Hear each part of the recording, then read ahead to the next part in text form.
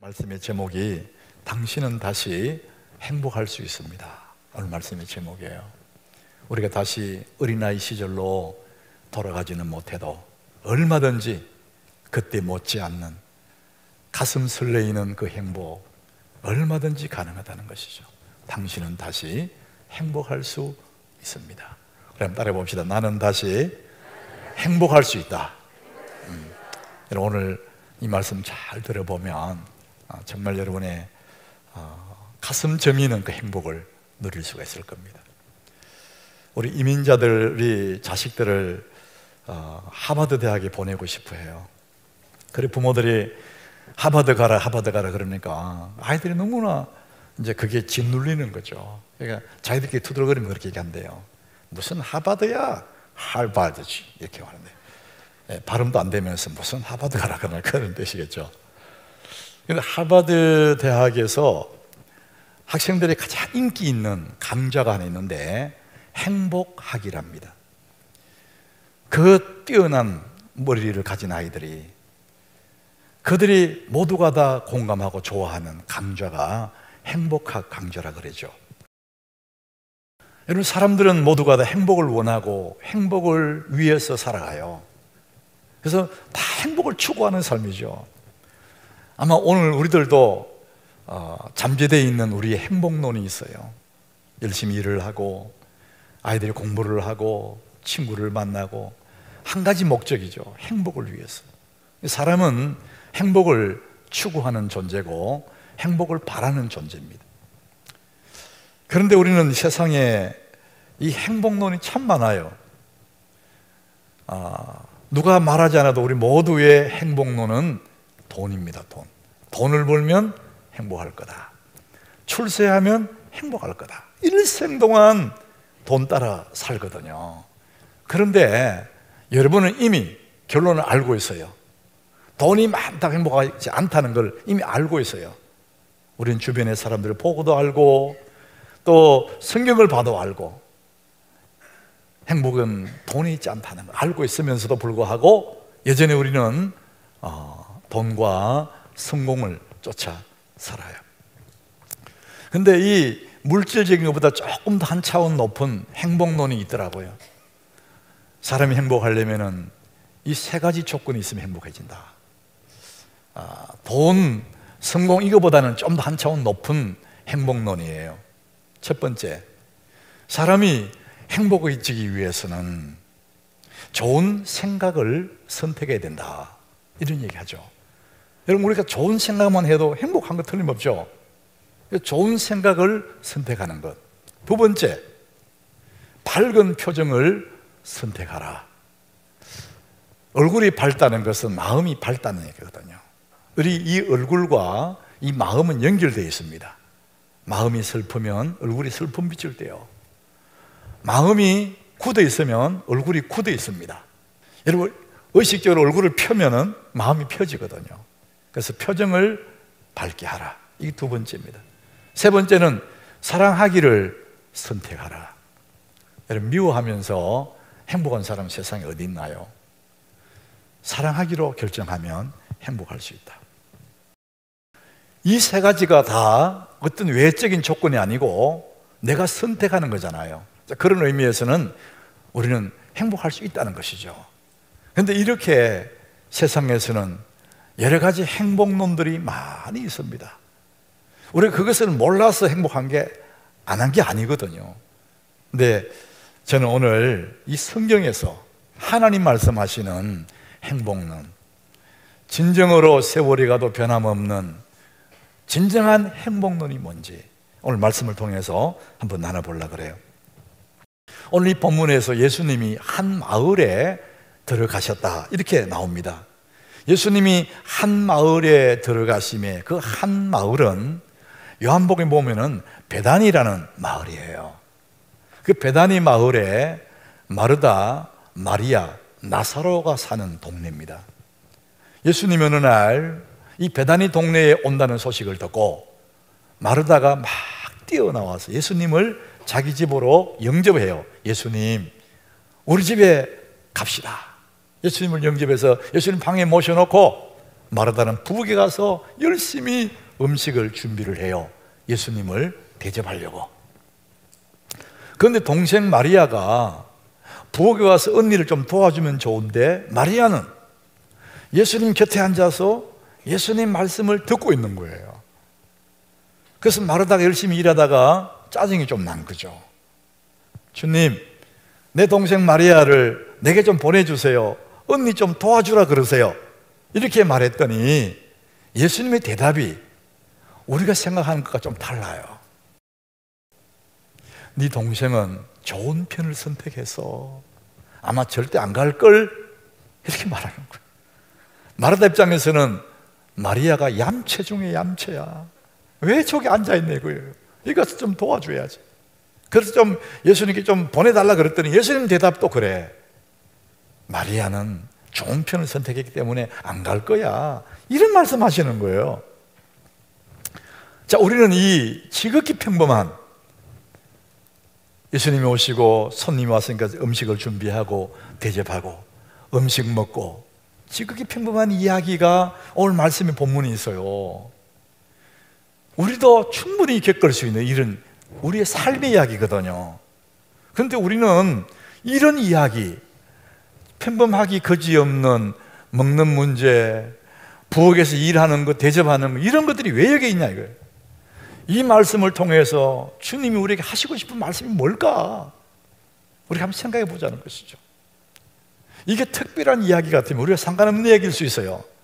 그런데 우리도 일상적으로 늘 겪는 이야기거든요. 이런 걸 통해서 주님이 우리에게 뭘 말씀하시고 싶은 걸까? 자, 오늘 40절, 오늘 보면 40절을 같이 한번 보겠습니다. 이 40절에 보니까 마르다의 모습이 나와요. 마르다는 준비하는 일이 많아 마음이 분주한지라. 마르다의 상황입니다. 부엌에서 예수님께 대접하려고 음식도 막 바쁘게 막 열심히 준비하는 거예요. 혼자 불도 떼겠죠. 준비하는 일이 많아 마음이 분주했다, 이렇게 말합니다. 마르다는 예수님에게 음식 잘 준비 대접하면 예수님이 기뻐할 거다, 이렇게 생각하는 거죠. 이게 마르다의 행복론입니다. 우리 한국 같은 상황에 손님이 오면 대접 잘하는 거 너무나 좋은 거잖아요. 우리 집 손님 왔는데 좋은 음식 준비해서 대접하는 거, 그건 당연하고 좋은 모습이에요. 마르다는 지금 그런 모습으로 어떻게 하니 음식 많이 준비해서 예수님 대접하면 예수님 기뻐할 거야, 이런 마음으로 열심히 준비하는데, 사실은 예수님은 그 집에 올 때도 그렇지만 예수님이 세상에 오실 때에 예수님 목적은 대접을 받으러 오신 분이 아니에요. 대접하면 기뻐할 거다 하지만 그게 아니라는 거예요. 예수님 오신 목적을 마가복음에서 말합니다. 10장 45절에 예수님이 왜 오셨느냐? 인자가 온 것은 섬김을 받으려 함이 아니라, 여기서 말하는 섬김, 다른 말로 하면 대접받으러 온 것이 아니다. 오히려 섬기려 하고 오히려 대접하려고 왔는데, 어느 정도 대접하고 싶으냐? 자기 목숨을, 많은 사람을 대속물로 주려 함이니라. 예수님은 우리를 섬김 받으러, 대접 받으러 오신 분이 아니고 우리를 섬기기 위해서 대접하러 오셨는데, 어느 정도 대접하고 싶으냐면은 자기 목숨을 십자가에 내놓으시고 그 죽음으로 우리를 구원하시고 싶은 이 정도의 대접하기를, 그 목적을 가지고 이 세상에 오셨다는 것이죠. 우리가 이것을 잘 이해하지 못하면 이 본문 상황이 막 어그러지는 거예요. 예수님은 섬기기 위해서 왔다, 그렇게 말씀하시는 거예요. 그래서 우리 주일 예배를 드리고 있는데, 이 주일 예배를 선데이 서비스라 그럽니다. 주일 예배, 선데이 서비스. 우리가 서비스 많이 얘기하잖아요. 우리가 예수님께 예배 드리는 건 맞는데, 사실은 이 예배가 뭐냐 하면은 하나님 편에서 우리를 섬기기 위한, 말씀으로 은혜로 섬기기 위한 하나님 베풀어 놓은 시간이에요. 이게 예배 시간입니다. 그래서 우리가 예수님을 잘 대접하는 게 뭐냐면은 예수님의 대접을 내가 잘 받는 거예요. 주님이 오신 그 목적을 내가 잘 받아들이는 겁니다. 다시 말하면은 이 서비스, 이 예배를 잘 드리는 것이 예수님을 섬기는 거라는 것이죠. 우리 교회 와서 몸으로 봉사하는 분들이 많잖아요. 땀 흘리고 겨울에는 벌벌 떨면서 바깥에서부터 수고하는 분이 많아요. 아이들을 가르치느라고 애를 쓰는 분이 많아요. 그 모든 것 또한 아름답지만 그보다 더 전제되어야 될 것이, 더 우선되어야 될 것이 뭐냐? 진정한 주님의 섬김은 예배드리는 거예요. 주님이 섬겨놓은, 주님이 만들어 놓은 이 예배, 이 시간에 와서 주의 말씀을 듣고 은혜 받는 것이 진정한 주님을 섬기는 것입니다. 그런데 이 마르다는 지금 그 많은 일로 분주하게 움직입니다. 41절에 보니까요, 예수님이 마르다 보고 말씀하세요. 주께서 대답하여 이르시되 마르다야 마르다야, 2번씩이나 불러요. 내가 많은 일로 염려하고 근심하는구나. 마르다야 마르다야, 네가 많은 일로 염려하고 근심한다. 현대인들이 이렇게 바빠요. 이 시대의 삶을 사는 현대인들의 특징이 바쁜 겁니다. 너무 바쁜 거예요. 많은 일로 염려하고 근심하는 겁니다. 염려 근심 어디서 오느냐? 너무 복잡한 거예요. 그래서 우리 삶을 좀 단순화할 필요가 있어요. 미니멀 라이프라는 그런 말을 하잖아요. 가지치기. 우리의 삶에 많은 가지치기를 해야 된다는 거예요. 그렇지 않으면 늘 우리는 많은 일로 염려하고 근심하게 됩니다. 오늘 42절에 예수님이 그 말씀 하시거든요. 가지치기 하라는 거예요. 42절에 몇 가지만 하든지, 혹은 한 가지만으로도 족하다. 너 일이 너무 복잡하다. 여러분, 사람들이 아무리 바빠도 병원에 입원하면 조용해집니다. 그렇게 스케줄이 많더라도 병원에 딱 입원해서 병실에 누우면은 시간이 천천히 돌아갑니다. 그 병실에 누워서 비로소 생각하게 되죠. 야, 내가 정말 바쁘게 살아왔네. 내가 무엇 때문에 바빴지? 이 몸으로는 참 힘들고 어려운 시간이겠죠. 병원에 입원했으니까. 그러나 영혼은 참 유익한 시간이 됩니다. 이 몸은 아프지만 영혼은 굉장히 유익한 시간이 돼요. 그렇게 바쁜 그 사람이 거기에 누워서 자기를 돌아보게 되는 것이죠. 사실 가장 중요한 것을 생각하게 되는 것이죠.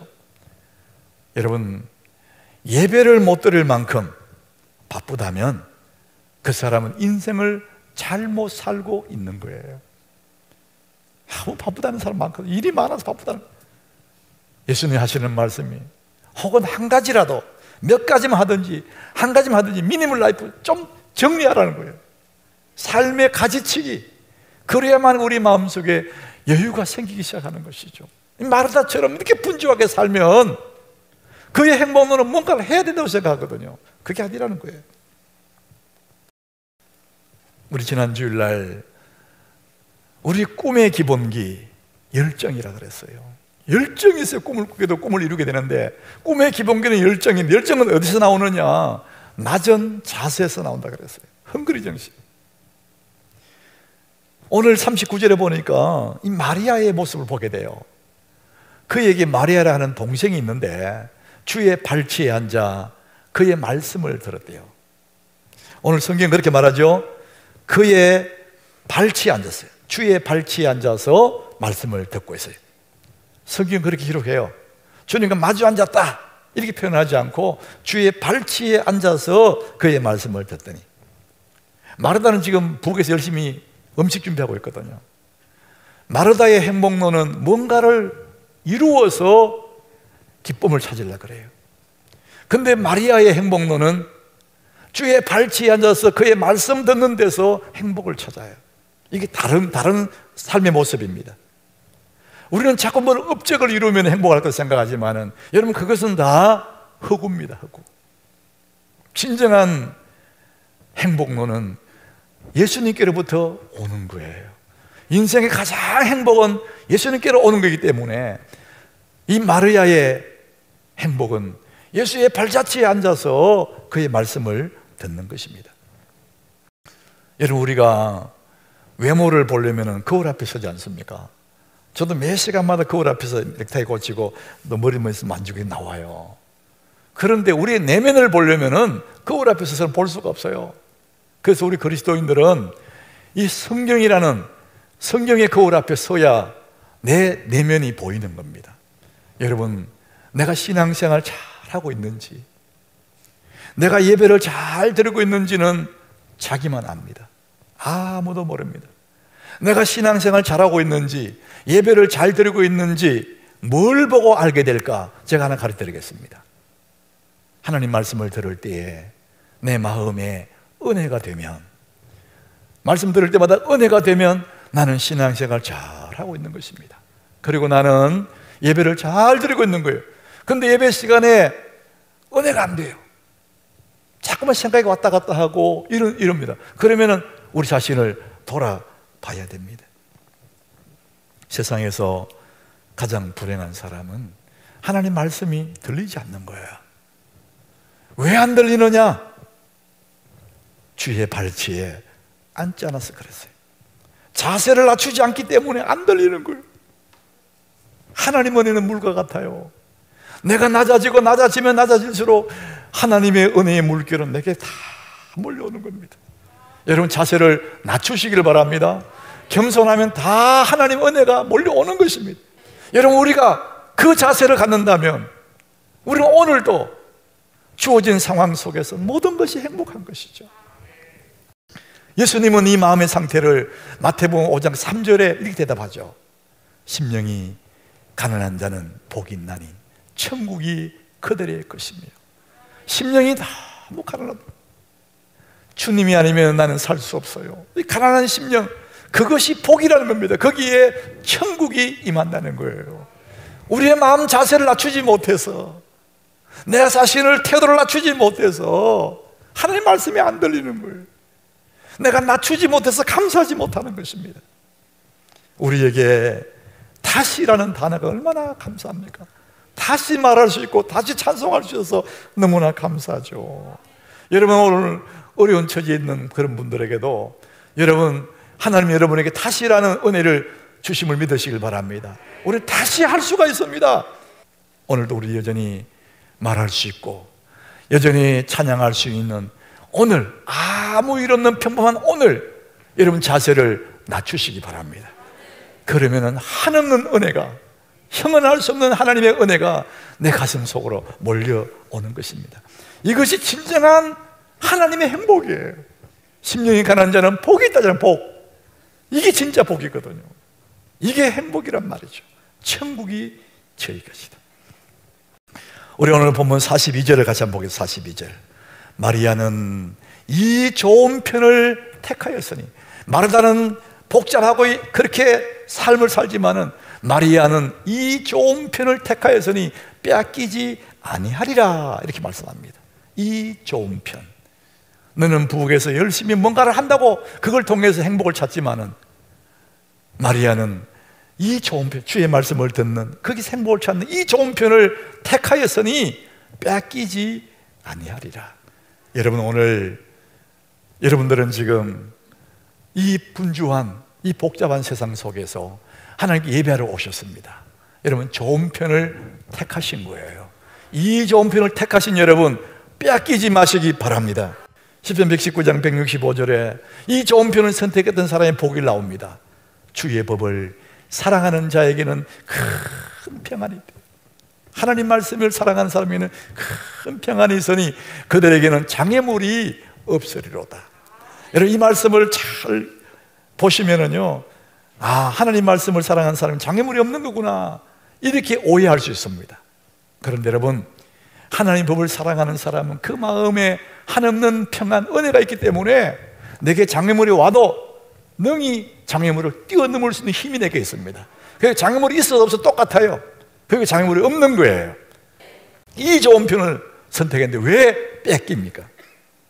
예수님이 마태복음 5장에 팔복을 얘기해요.